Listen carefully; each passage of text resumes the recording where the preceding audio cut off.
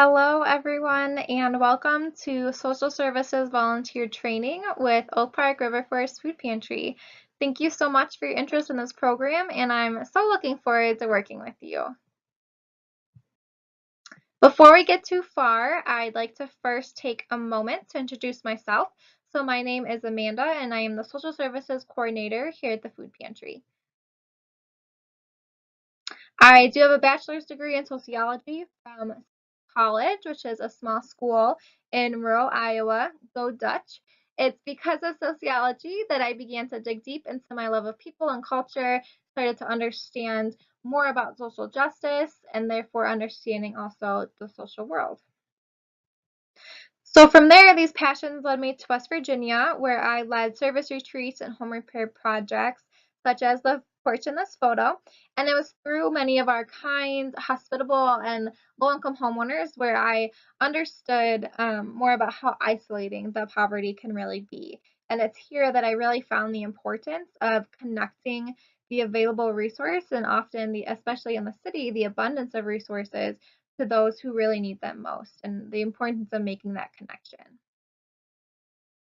In March of 2018, I began my position here as Social Services Coordinator. I have absolutely loved growing the Social Services program, which now proudly connects over 200 individuals a month, which has significantly grown in the past year, to government benefits and local agencies. So, partnering with this, I am also a part of several community advocacy and social service committees in the area.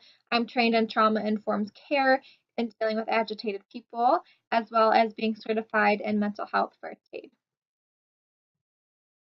And now I am so excited to work with you in our volunteer program and share my knowledge to better serve our clients. It is my pleasure to officially welcome you to our social services team.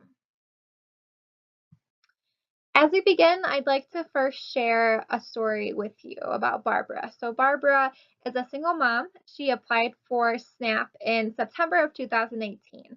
And a few months after, in January, she came to my office with questions about her case. As DHS policy, she did have her interview shortly after she applied, pretty soon after, and she thought she'd submitted all the necessary documentation she needed, but she still hadn't heard any decision on her case. So with no communication from DHS, she was very frustrated several months later, right?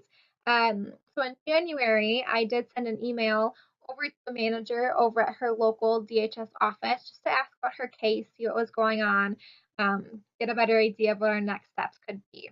I did warn her, though, at that time that those emails don't always guarantee a response, and a lot of times I don't hear back from them. So in February, we hadn't heard anything back, which wasn't out of the ordinary. So I asked her to come back in to reapply for SNAP in the office since I just assumed her case had fallen through the cracks somehow at the DHS.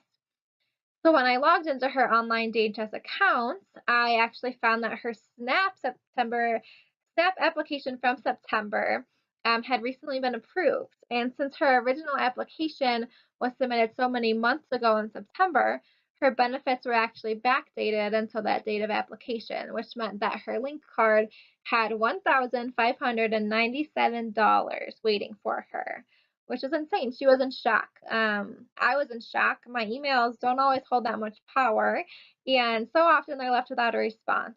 But to have almost $1,600 on her card, we were very excited. And her daughter was sitting next to her.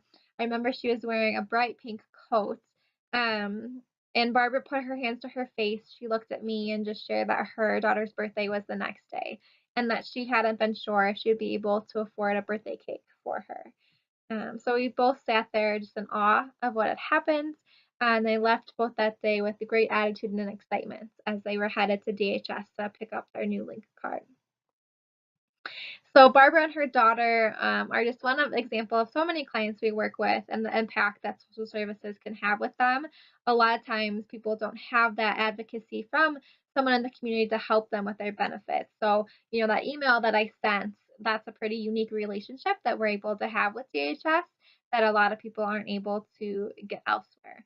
So everyone we encounter in life, right, does have a different story. They have different struggles, different life situations. We all have the same humanity. And many of the clients we work with are disabled, homeless, recently lost a job, victims of domestic violence. And working in social services, you're going to hear all of this, and you'll often hear much more than you feel comfortable knowing for sure at the time. But it's our commitment to listen, to make them feel heard, to connect them to these resources and use our abilities and the resources that we have to be able to connect them. And then also just mainly let them know that we are an ally.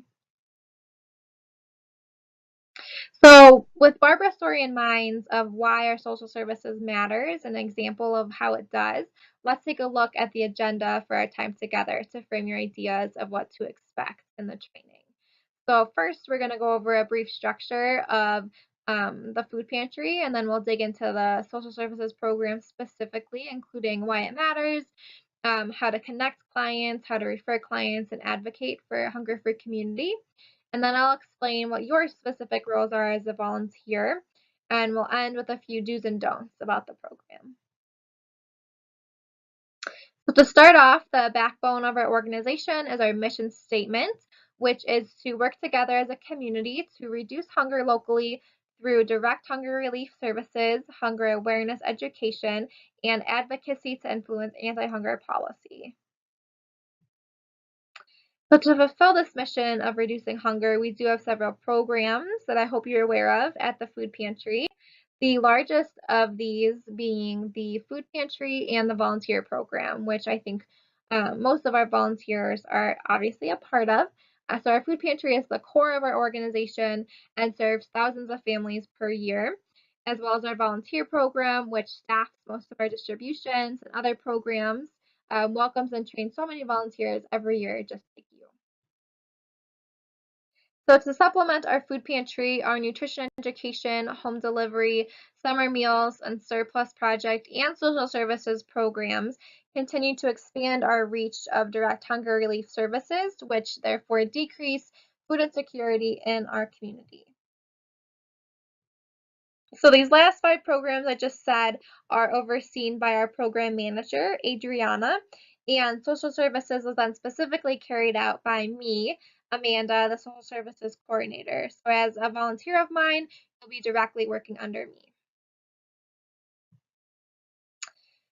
For the basic understanding of the structure of our organization, let's next unravel the social services program a little bit and give you the knowledge you'll need to volunteer with us here.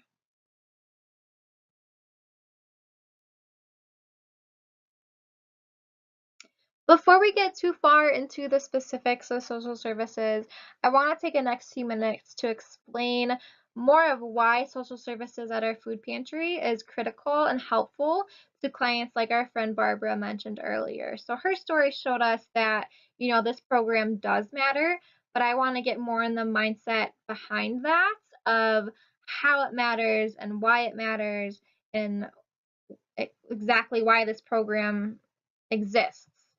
So let's take a moment first to just close your eyes. I want you to take in a few deep breaths. And I want to take your mindset to a place that, might be really foreign to you or it might be really familiar to you. So imagine, right now that you have lost your job and you've been living off your savings for a few months now, but you don't have any potential job leads and you're beginning to realize the severity of your situation. Mainly as you watch your bank account quickly depletes a lot quicker than you would really like to. So you have also a 9-year-old daughter, and she absolutely loves school, and she's very into soccer right now. Um, and because of that, you've been cutting back on your food and you've been skipping meals just so your daughter can have the nutrition that she needs to stay healthy. Um, you've been eating a lot more budget-friendly options together, and you have visited local food pantries a few times. Um, but you also do have high blood pressure. And because of that, you do have a very strict diet that you should really stick to, and you know that. And so pantry options really aren't always enough to be able to meet that. Um, And at the beginning, when you first lost your job, you really figured you wouldn't be out of work too long. You weren't too worried about it, and that you could just make do. But when that job ended, you're starting to realize and feeling the effects that also meant that your health insurance ended. And so right now, you are currently out of your antidepressants and your blood pressure medication ran out a few weeks ago. And you're really starting to feel both of those withdrawals right now, in addition to the hunger that you have. And you can't afford to pay out of pocket right now for those prescriptions, so they're just gonna have to wait to be filled. Not to mention you are also behind a few months on rent, and your landlord is really beginning to lose his patience. And he's made it very clear that if you don't pay your rent soon, that you'll need to find a friend's couch to sleep on. And so all this is happening, and you're also trying to find work, right? You're trying to job search, fill out applications, fix your resume, go to job training opportunities or employment readiness programs. You want to go to college one day, but for now, you're focused on taking care of your baby and using your GED to find work. But the job market is slim, and you are really not very good at using the internet. You're hungry, you're tired, you're worried, you're angry, and you're putting on a smile every day just for your daughter because you don't want her to know you're struggling. Go ahead and open your eyes. So this is the reality of many of our participants. The food pantry does an excellent job at providing stability and nutrition during short term, but it's pairing with the pantry with government benefits that really allows for a greater long-term food security. With programs like SNAP, which is previously known as food stamps, Medicaid and cash assistance, basic necessities and expenses like food, healthcare, utilities can be covered. SNAP is the largest and most important anti-hunger program, and in 2017, 15% of all Illinois residents received SNAP. And according to the Chicago Tribune, the average SNAP family uses the program for only 10 months as a temporary safety net. Food insecurity and poverty are multifaceted problems. With more money in your pocket through the use of these government benefits, it allows their focus to shift to other important things like employment, caring for a family, housing. In addition, $1 in SNAP benefits generates $1.70 in economic activity, which therefore not only benefits the economy and job market, but also society at large. The benefits mainly assisted with here at the food pantry that we'll go over in just a few minutes are federally funded but government benefits. Many DHS offices in which these benefits are processed are very busy, very overcrowded, and extremely understaffed, which you will also hear a lot about from our clients. And with this program here at the pantry, we are able to give our clients, many of whom are also disabled or elderly, we can give them the attention, the understanding, and the information they need to continue receiving benefits in a safe and quiet atmosphere. We don't process the applications directly here or make decisions about the case. We do assist the application process to be able to give our clients information and submit the applications for them. Because many benefit applications are processed in these very busy DHS offices, there are also many other barriers clients can face when needing assistance. These range from a lack of transportation, knowledge of eligibility, or even trust from past experiences. I mean, if you've previously had a benefit, you were cut off and you have absolutely no idea why, you're ample to be frustrated and a lot less willing to go through the long process again. But having kind and patient social services staff available during all food distributions when many eligible people are already within our doors, we seek to eliminate these barriers to make assistance more accessible. There can also be great confusion around benefits. These vary from incorrect knowledge of income limits to lack of knowledge about how to renew benefits, or even if they don't know they need to renew at all. Having the ability to meet one-on-one with our social services staff allows our clients to be able to ask questions, receive answers, and ensure a greater understanding of the benefits they receive. Unfortunately, DHS doesn't always have the chance to be able to explain in depth which is why it's important for us to give our clients a greater understanding of their responsibilities, because that way people are more likely to continue to receive benefits for a longer amount of time without disruption. With this mindset in mind, let's now take a look into the three main goals of our social services program, which are to connect clients with the government benefits, refer for additional assistance, and advocate for government benefits. The main goal of social services is to connect clients to government benefits. The benefits we directly connect clients to here at the food pantry are listed here. As we can see, SNAP is the largest application we assist with, which equals about 37% of what the total applications we complete. And following SNAP, the benefit access and state IDs both account for 25%, which leaves Medicaid, Medicare savings, cash assistance, and access to care with the remaining 13% of all applications. Many of these applications are income-based and have several other eligibility requirements, but as a volunteer, you will not be completing any applications directly and therefore do not need to know all of the eligibility requirements by heart. However, you will be expected to have a basic understanding of each benefit, which we will now take the next few minutes to outline. Beginning with SNAP, the largest benefit assisted with here at the pantry, it is necessary to know the interchangeable language used. So SNAP equals the Supplemental Nutrition Assistance Program, which is formerly known as food stamps. It's also given out on a link card, and so many people call it the link program as well. This benefit is more well known and is known to help low-income people buy the food they need for a good nutritional health. So as an entitlement program, that means that if eligibility requirements are met, such as income and citizenship or residency status, which again, you aren't necessarily expected to know as a volunteer, an individual is entitled to receive the benefits.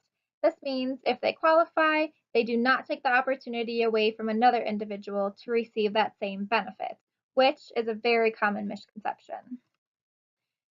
SNAP is funded through the federal government, but processed and distributed through local Department of Human Services offices, or DHS offices for short. The benefit amount is then distributed on a link card that works similarly to a debit card.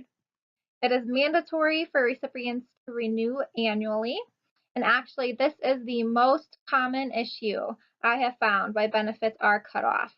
I will repeat that. This is the most common reason why benefits are cut off is because the redetermination is not completed.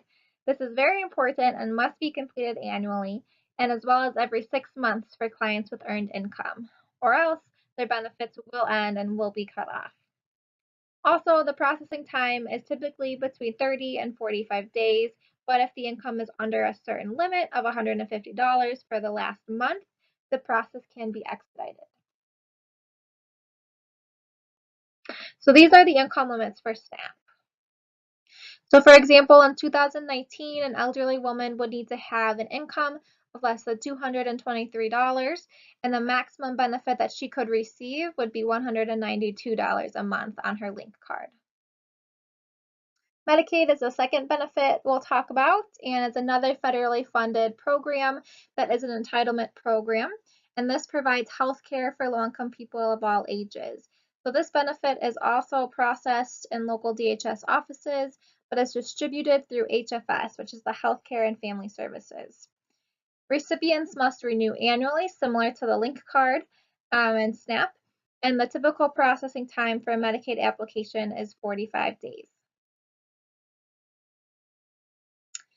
So looking at the income limits for Medicaid, generally a family of 4 would need an income below $2,887 a month to qualify for Medicaid.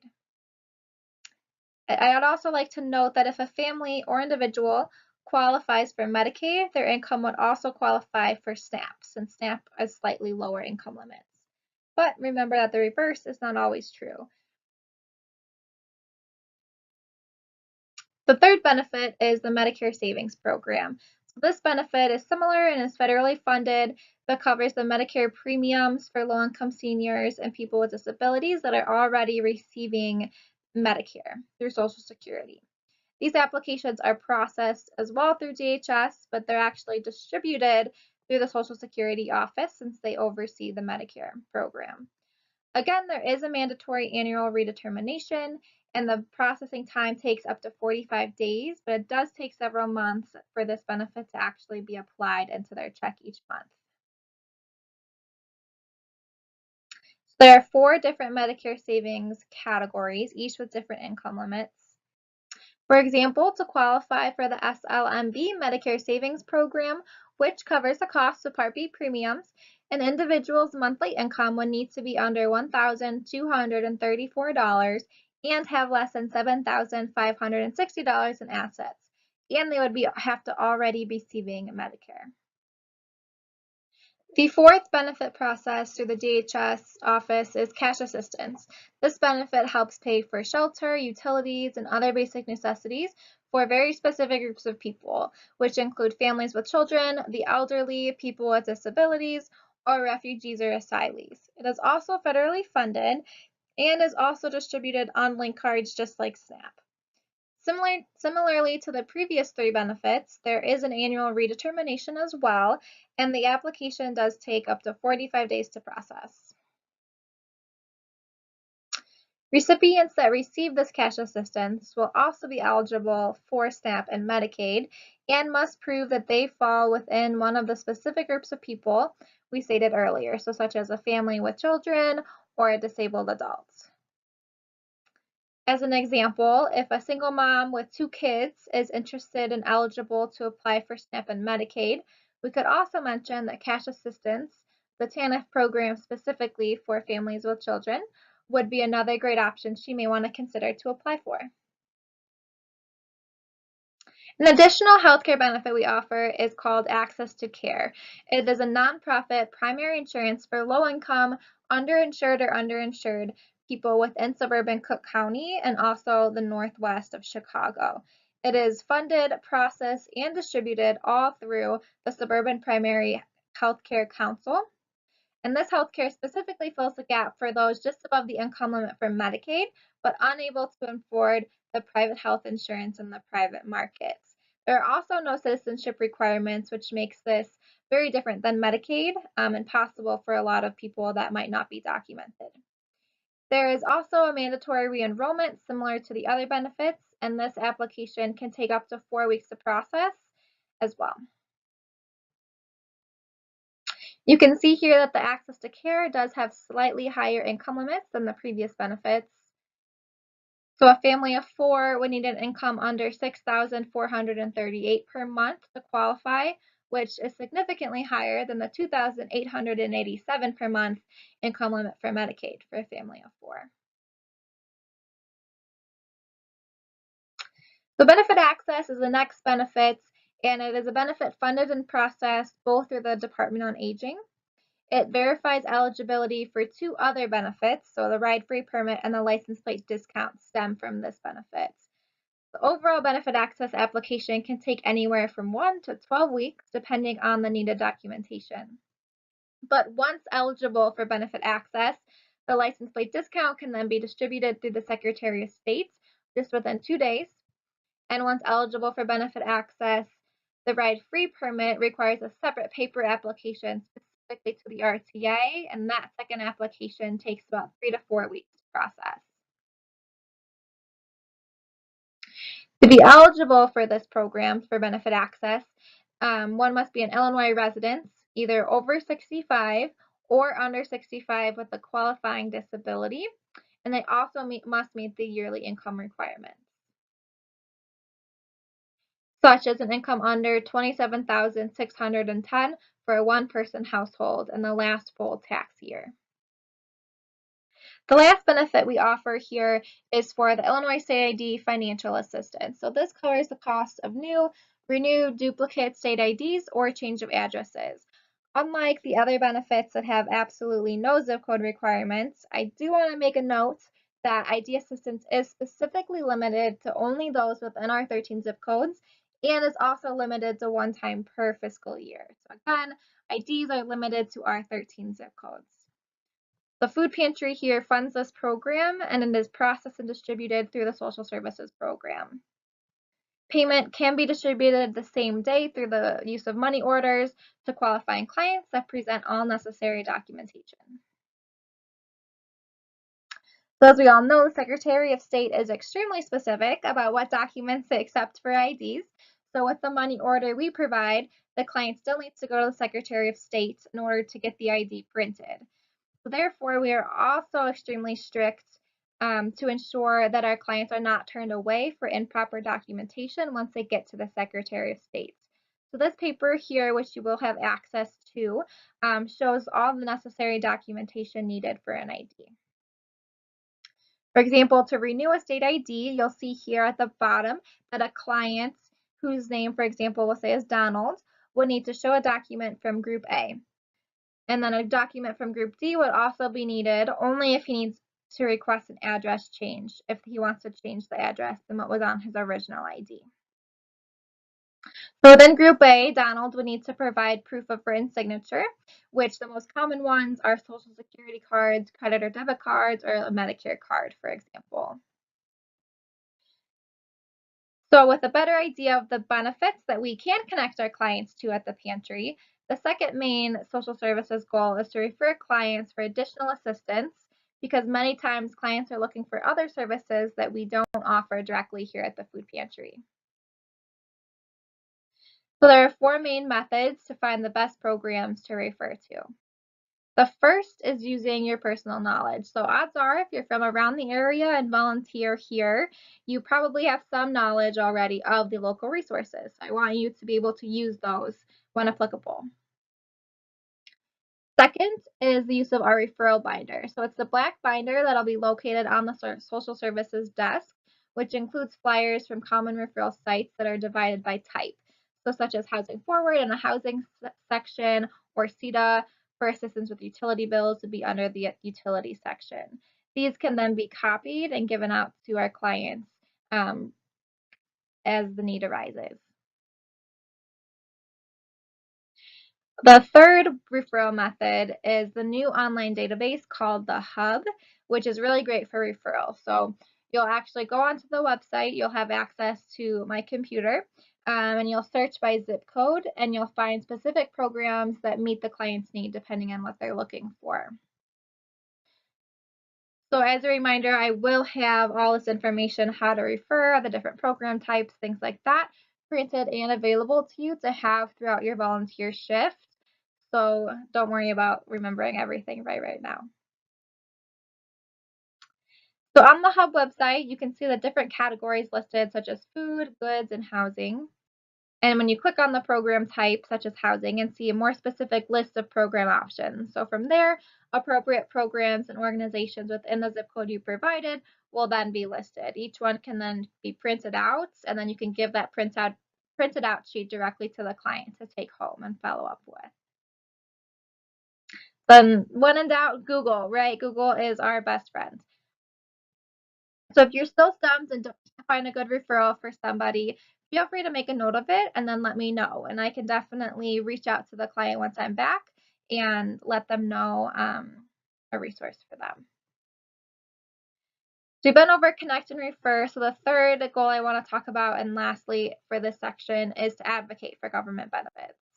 So the best way to get involved in advocating is by educating yourself first, right? So these are the three top organizations that are a great start to learn more about hunger, its effect on the nation, and what is currently being done about it. It's also important to stay up to date with proposed legislature, right? So support good bills that increase food security and also our state's most vulnerable. And then you're also advocating by just volunteering and supporting the food pantry. So we love that you volunteer with us.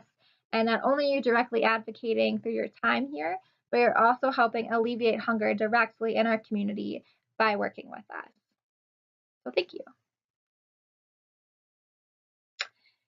So now with a good overview of the social services program itself and what it offers, let's now take a look into your specific roles and responsibilities as a volunteer within this program.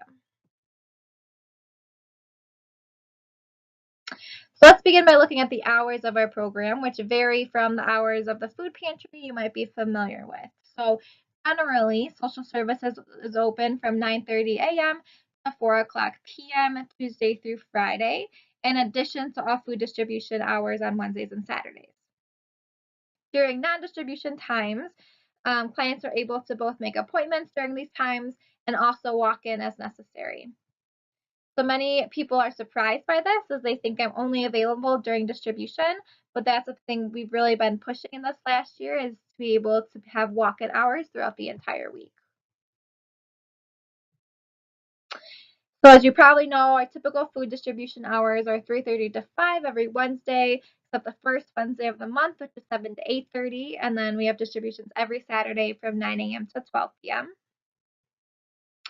And currently, as a social services volunteer, you will only be expected to be here a half hour before and a half hour after the distribution time frame in which you're set to volunteer.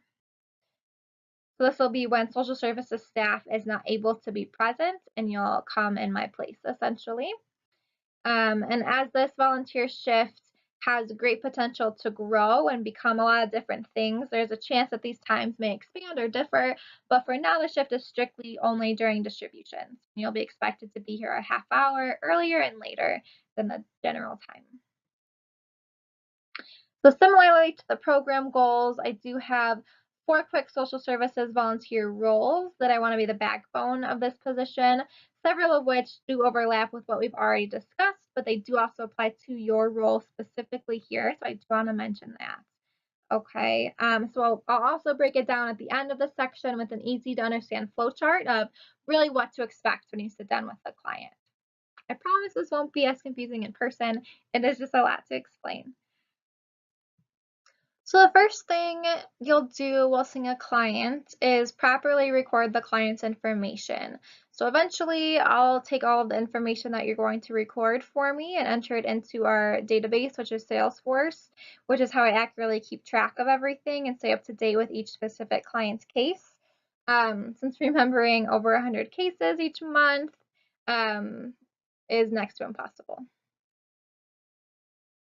So the basic points of information needed are all included in the sign-in sheets. So in the hallway right outside of the office, there's a sticker sign-in sheet on a green clipboard. So this is where the client will sign in while waiting for you to see them. If several clients are waiting, feel free to have them sign in the order in which they arrive.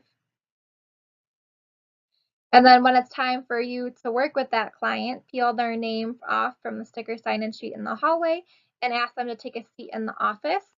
Then you can attach the sticker with the client's name on it to the paper sign-in sheet that'll be in the office. So it's very similar to a doctor's office, for example.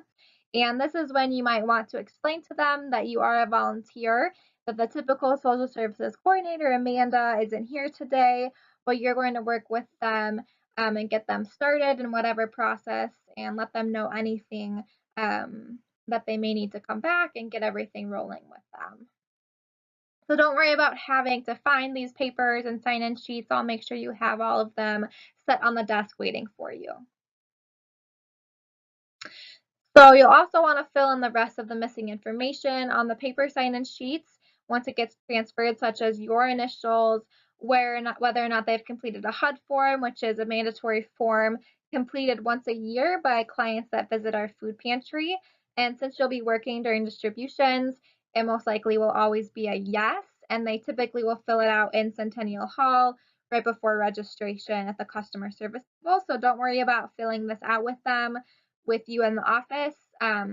It'll mainly just be a yes for you. And if you're unsure, you can always just leave it blank. That's perfectly fine. So once you're sitting one-on-one with a client and they're in the office, you'll then want to get the conversation rolling and understand what exactly they need, why they're here. So this begins with a good understanding of the social services we offer here at the pantry and also explaining what we don't offer. So as we've been over, we understand the 7 benefits that we do assist with here, as we said. So it's SNAP, Medicaid, Medicare savings, cash assistance, access to care, benefit access, which is also there for the ride-free permits and the license plate discount, and state ID financial assistance. In case you're overwhelmed by all of this information in this short video, fear not. These benefits are all listed on the front of the social services brochure, which is always available for your use on the desk of social services. So um, these are located on the desk in the hallway with the bulletin board, and they're also all during registration at distribution. Um, and then Amanda's information is listed. My information is at the top of each brochure. So if a client has a question, they can always give me a call or email directly after they leave.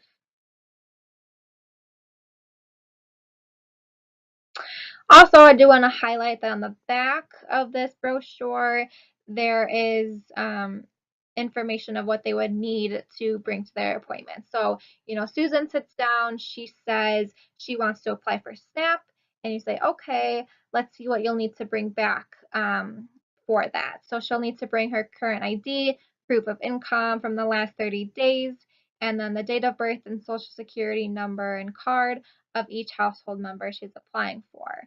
If she doesn't have some of that information, that's okay, and we can apply without it when she comes back to apply with me. Um, but DHS may ask for it later from her. So thirdly, if clients are in need of additional assistance that we don't offer here at the food pantry, we know, right, that it is important to refer and connect them to other needed services. As we know, hunger and poverty are multifaceted and deeply rooted.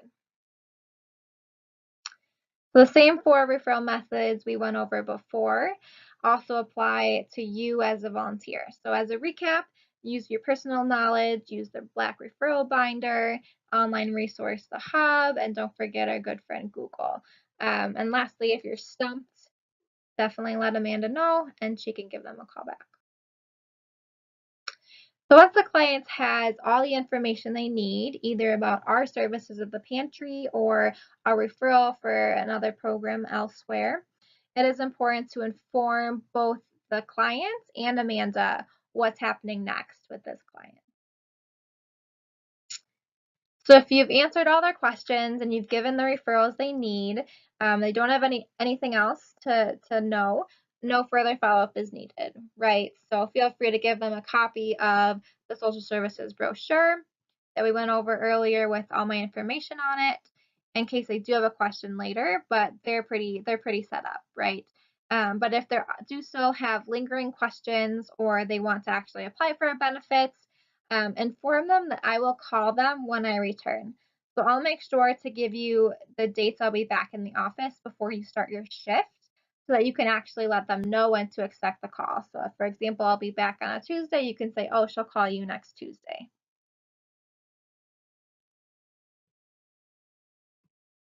So there are several reasons why I do prefer this callback method compared to you scheduling an appointment for me or them coming back as a walk-in, because this is my preferred method of follow-up. Mainly this is because I don't want them to waste a trip out here to the food pantry. So, such as if they don't qualify, if they don't have the necessary documents with them, or if we can't assist, because many times transportation is expensive and it can be difficult for our clients to get here. And I don't want to waste those resources, their time and their money if we don't have to. And we can do a lot of work over the phone as well. So from here, the client should have all the information they need. Ask them if they have any other questions, and then you'll actually just walk them out of the office. You can peel off the next client sticker, and then you'll continue the process all over again. So the second half of how to inform what happens next is therefore relaying the information to me, Amanda, so I can follow up properly with the client. So this step is only needed for clients that need a callback. If you've taken care of all of their questions, no need to do this. But if they have a lingering question, if they have a specific question about their SNAP case or their Medicaid case, or they want to apply for one of those, or they have a question about a friend, anything like that, open up a Microsoft Word document, a new one, and you can type in any other necessary information that I would need for follow-up. So this could be a brief explanation of their unanswered questions, their history of benefits, so when they receive benefits last, or the times they'd be unavailable for a callback. So, Susie has a doctor's appointment 3 to 4 on Wednesday, the 25th, for example. I would know not to call during that time then. Please be brief and to the point, um, because most likely I'll have to ask them a bunch of questions anyway when I do give them a call. So as I promised, here's a general flow chart of how to work with the client. So first, the client signs in on the sticker sign-in sheet in the hallway. Then when it's their turn, you'll invite them into the office, they'll sit down, and you'll transfer the sticker client name to the paper sign-in sheet in the office. And then you'll sit down, you'll explain the role that you have as a volunteer, that you're here to assist them today. We don't have our typical social services coordinator here. You're here to get the process rolling and communicate anything that they need with her. Right. So then number 5, you'll understand what assistance they need. So if it's something we can't help with, SNAP, Medicaid, 7 benefits we've been over, give them my brochure, explain what we offer, explain what they'll need, all that good stuff. If it's something we can't assist with, then explain what we do offer. If they're interested in that, take the measure accordingly. But if they're not interested in anything and they just want a different type of resource, try to help them find a referral. Next, you're going to let the client know what to expect next. So if it's something that they do need follow-up with, let them know that Amanda will call them whenever she returns. And then lastly, make sure you do record any other necessary information in a Word document that would be needed for follow-up. So the last part of this is the do's and don'ts.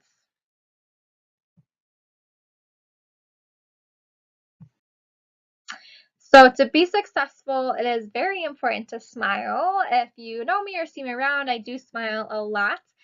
Bring your patience and definitely bring your listening ears. It's very important to make our clients feel very comfortable in our office with no judgments. And we constantly want to remember to be treating them the way that we would want to be treated if we're sitting in their chair, right? We've heard stories of Barbara. We heard the story earlier about what it might be like to be in that chair, losing a job, things like that. So just kind of really keep in mind the dignity and the humanity in that. And we don't want to assume, right? We don't want to assume. We don't want to rush through clients. Sometimes it can get stressful when there's, 5 clients waiting outside and we have an hour left, right? But we do want to take our intentional time with each client because that's what we would want, right? We wouldn't want to feel rushed through. So we want to give our clients that same respect.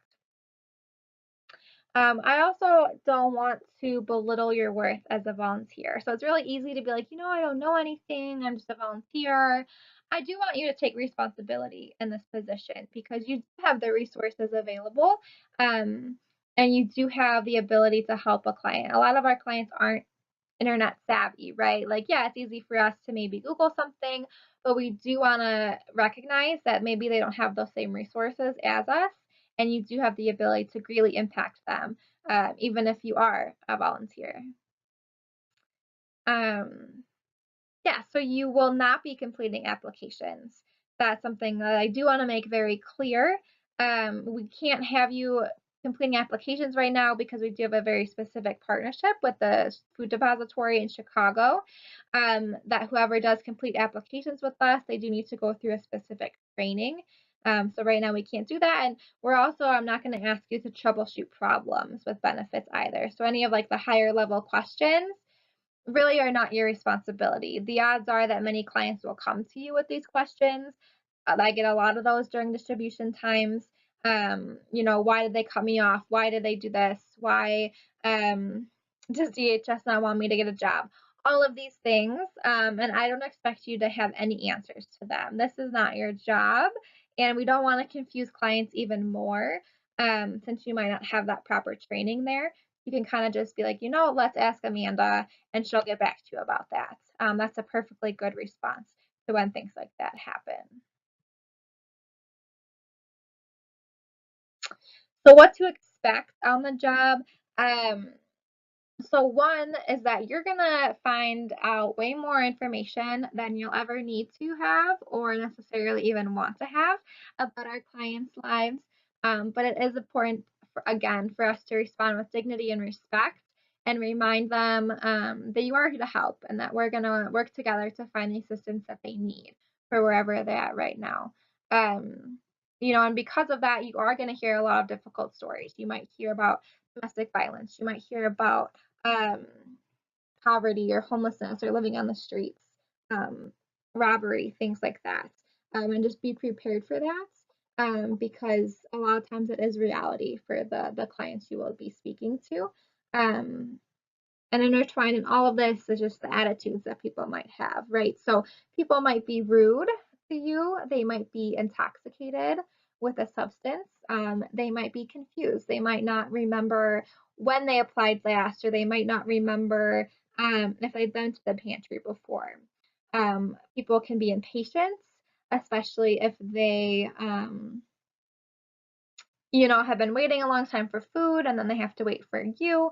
They might talk a lot. They might not, I get a lot of elderly people that come in and don't get a lot of visitors, and they talk a lot to me, which is great, but you also have to be not afraid to cut off a conversation if it is going too long.